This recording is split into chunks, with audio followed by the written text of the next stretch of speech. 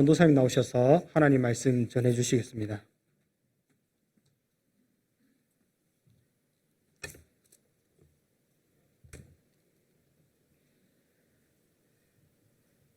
오후 시간에도 하나님의 부르심에 순종하여 예배 나오신 사랑하는 성도님들 모두에게 하나님 나라의 가치관으로 세상을 볼 수 있는 눈이 열려지고 또 듣고 보는 말씀을 따라 행할 능력을 얻어 삶 가운데서 좋은 열매를 맺는 은혜가 함께하기를 축복합니다. 사랑하는 성도 여러분, 우리의 만족과 우리의 유익을 위해 달려가는 모든 것들을 뒤로하고 우리의 진정한 만족과 유익 되시는 예수님의 말씀에 순종할 수 있기를 주님의 이름으로 축복합니다. 지금 이 시간 주신 말씀을 받아 예수님처럼 바라보기라는 제목으로 말씀을 전하고자 합니다. 오랜 기간 동안 다양한 세대를 아우르며 지금까지도 많은 아이들에게 사랑을 받고 있는 만화인 아기 공룡 둘리 이야기를 조금 하려고 합니다. 어느 날 억만 년 전에 멸종된 아기 공룡 둘리가 갇혀있는 거대한 빙산 조각이 남극에서 한강까지 흘러 들어오게 되었습니다. 이 빙산은 내리는 비로 곧 녹게 되었고 그 속에 갇혀있던 둘리는 개천에 떠내려갑니다. 그때 때마침 길을 가던 대한민국 서울에 거주하고 있던 지극히 평범한 소시민인 고길동의 딸에게 발견되어 둘리는 그 집에서 살게 됩니다. 억만 년 전 멸종되었던 초능력 공룡 둘리를 시작으로 고길동은 말썽쟁이 조카 희동이 또 타임머신인 코스모스의 고장으로 깐따비아 별에서 불식착한 외계인 도우너, 또 서커스단에서 탈출한 또치, 그리고 옆집에 이사온 가수 지망생 마이콜 등이 함께 엉망진창 또 자충우돌 파란만장한 일상을 살아가게 됩니다. 그런데 재밌는 것은 이 둘리를 보는 사람들의 시선이 나이에 따라 달라진다는 것입니다. 어린 시절에는 둘리가 하고 싶은 것, 또 가고 싶은 곳을 가지 못하게 하고 둘리의 말을 들어주지 않고 윽박지르고 못살게 구는 고길동이 심술쟁이 악당처럼 느껴졌는데 시간이 지나 어른이 되고 나서 보니 고길동만큼 좋은 사람이 없었다는 것입니다. 둘리와 친구들과는 피 한 방울 섞이지 않은 100% 남이었지만 그들을 받아주고 뿐만 아니라 먹이고 재워줍니다.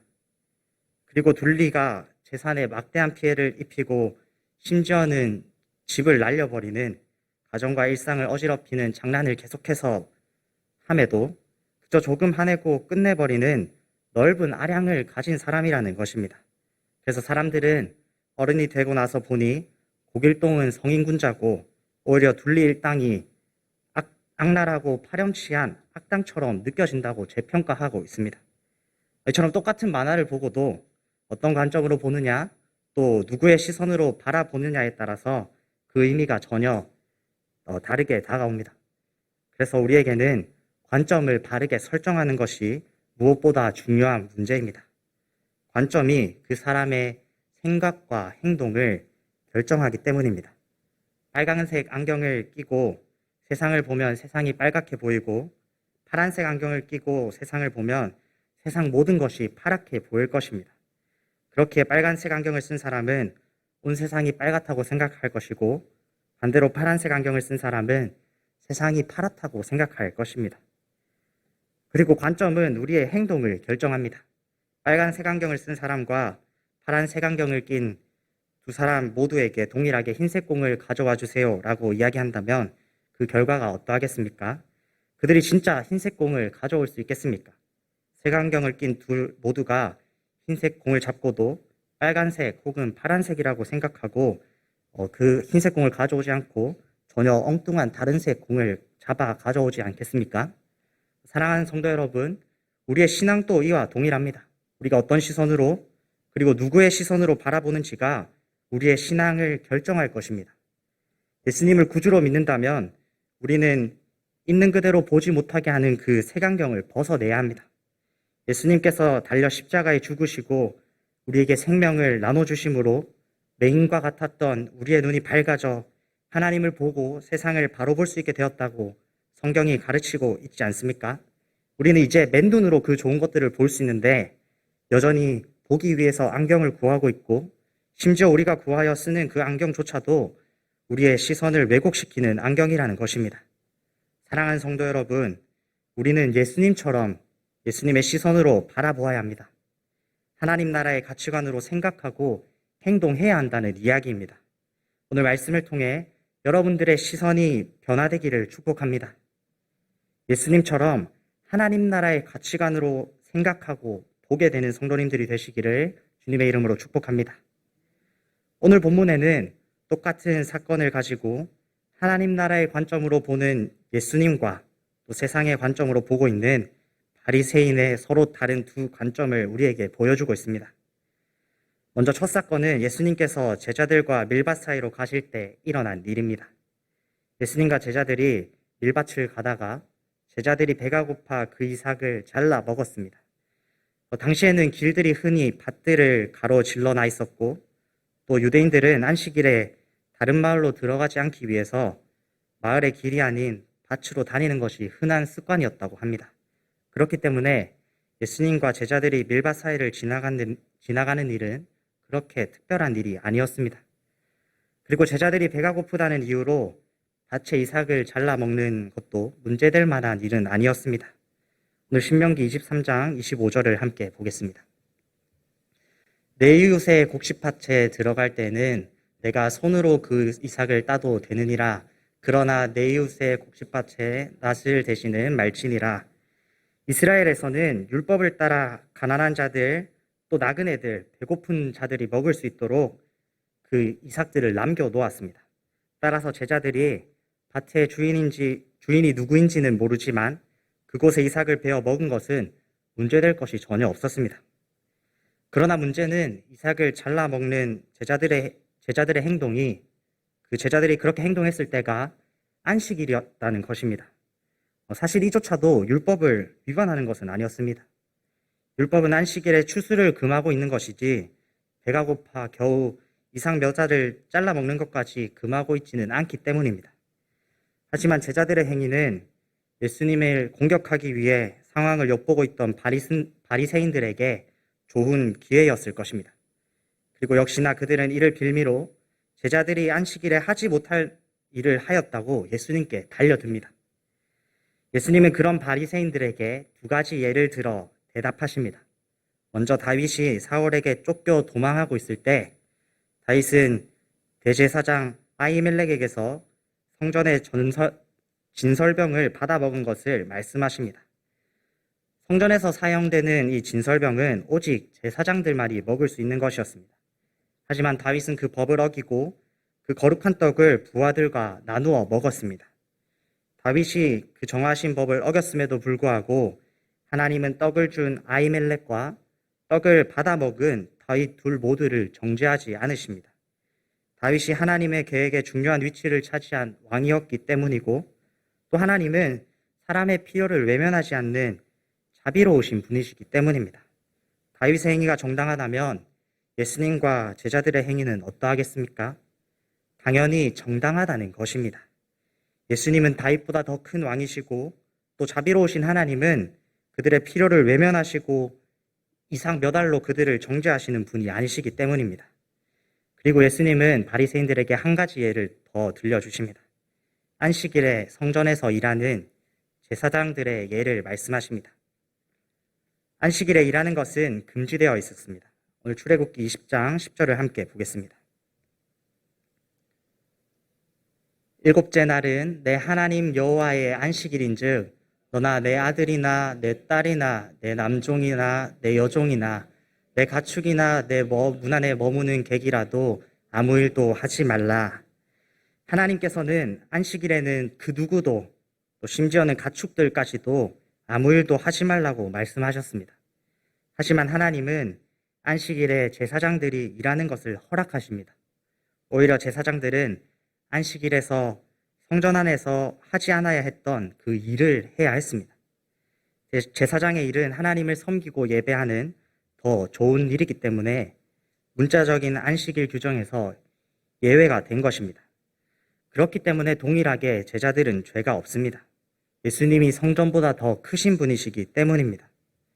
제자들은 하나님의 구원 계획에 있어서 그 누구보다 중요하며 구속사의 정점이신 예수님 안에서 하나님의 일을 하는 자들이었습니다.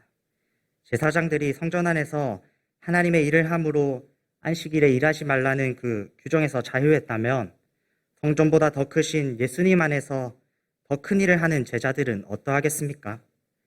예수님은 이어서 호세아 선지자가 전한 말을 인용하시면서 첫 번째 사건을 마무리하십니다. 예수님이 이렇게 말씀하셨습니다. 오늘 본문 7절을 다시 한번 보겠습니다. 나는 자비를 원하고 제사를 원하지 아니하노라 하신 뜻을 너희가 알았더라면 무죄한 자를 정죄하지 아니하였으리라. 하나님이 제사를 원하지 않으신다는 이야기가 아닙니다. 하나님의 말씀을 문자적으로 이해하는 것이 아니라 그 속에 담겨 있는 하나님 사랑, 이웃 사랑이라는 말씀의 진정한 의미를 보고 그 의미를 따라 순종하라는 이야기입니다. 예수님은 그 속의 의미를 통찰하는 눈으로 제자들을 보신 것입니다. 예수님처럼 제자들을 바라보면 제자들은 안식일에 하지 못한 일을 행한 죄인들이 아니라 참 왕이신 예수님을 따라 또 성전보다 크시며 우리의 영원하시고 신실하신 큰 대제사장이신 예수님 안에서 하나님의 말씀을 전하고 하나님의 일을 하는 선지자의 사명을 감당하고 있었던 것입니다. 예수님께서는 바리새인들에게 두 번씩 이렇게 읽지 못하였느냐라고 말씀하시며 대답하십니다. 예수님의 이 대답은 바리새인들이 율법 교사를 자처하고 있지만 율법을 바라보는 관점이 잘못되어 율법의 의미를 깨닫지 못하고 있는 바리새인들의 무지를 잘 보여줍니다. 그들은 자신들이 만든 규례에 갇혀 율법의 참 의미를 알지 못하고 그것을 누리지 못하고 있었던 것입니다. 사랑하는 성도 여러분, 예수님처럼 그리고 예수님의 시선으로 바라보시기 바랍니다. 우리가 하나님의 말씀이 진리임을 믿고 그 진리이신 예수님을 믿는다면 조금 다른 시선으로 바라보아야 한다는 것입니다. 그냥 그저 그런 관점이 아니라 하나님 나라의 가치관을 가지고 예수님처럼 보아야 합니다. 그리고 하나님 말씀의 참 의미를 알지 못해 예수님께 책망받은 바리새인들의 모습이 우리 모습이 되지 않도록 항상 우리의 믿음을 점검하고 예수님의 음성을 들어야만 합니다. 안식일의 주인이신 우리 주님께서 그 의미를 예수님처럼 보지 못하고 또 답답하고 무지한 상태에 머물러 있는 우리가 깨달을 수 있도록 우리에게 말씀해 주십니다. 우리 주님은 우리의 연약함을 동정하시는 자비로우신 대제사장이시기 때문입니다.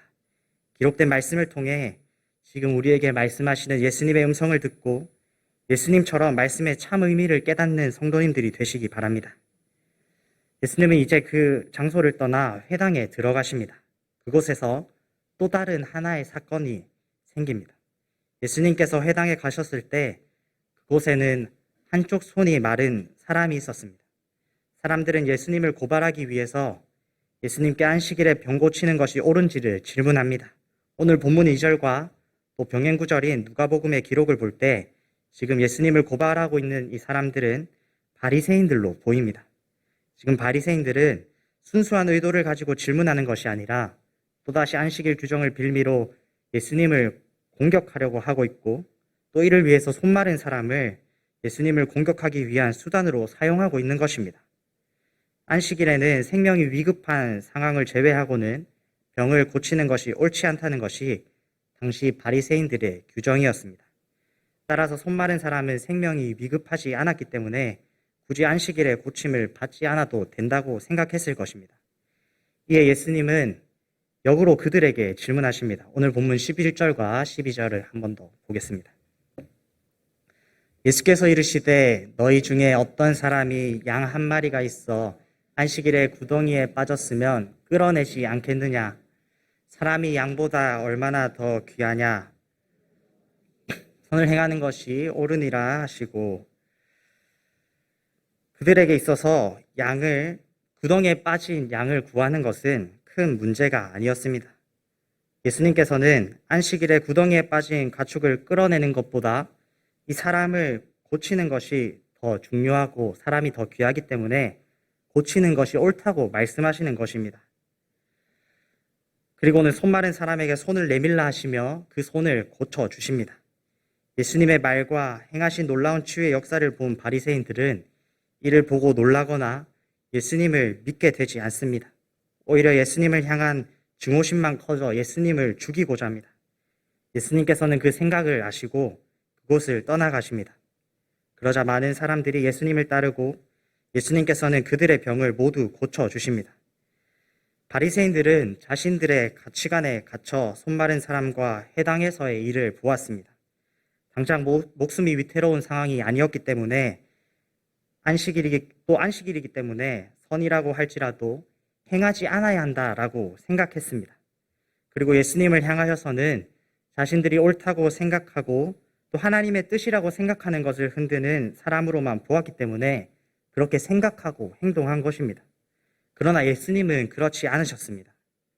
오히려 예수님은 바리새인들과 다르게 손마른 사람을 보았습니다. 당장 목숨이 위태로운 상황이 아니라고 할지라도 양을 구덩이에서 끌어내는 것보다 손마른 사람을 고치는 일이 더 귀하고 중요했기 때문에 선을 행해야 한다고 말씀하셨습니다. 그리고는 손마른 사람을 어떤 수단이나 도구로 보는 것이 아니라 그 사람의 필요를 헤아려 사람은 고칠 수 없는 병인 손이 마른 자의 병을 고쳐주십니다. 뿐만 아니라 예수님은 자신을 따라온 모든 자들의 병을 고쳐주십니다. 예수님께서는 치유의 사역을 통하여 예수님이 참 진리이시며 능력을 가지신 분이심을 모두에게 밝히 보여주십니다. 사랑하는 성도 여러분, 예수님께서 하신 것처럼 예수님처럼 보는 성도님들이 되시기 바랍니다. 참 의미를 회복하고 치유의 능력이 있으신 예수님을 바로 볼 수 있게 되기를 축복합니다. 예수님은 우리가 참 의미를 볼 수 있도록 알려주고 계십니다. 안식일이 사람들에게 무거운 짐을 지우고 또 사람들을 정죄하는 것이 아니라 하나님께 영광 돌리며 하나님 안에서 기뻐하는 진정한 안식을 누리는 날이라는 것을 말씀하십니다.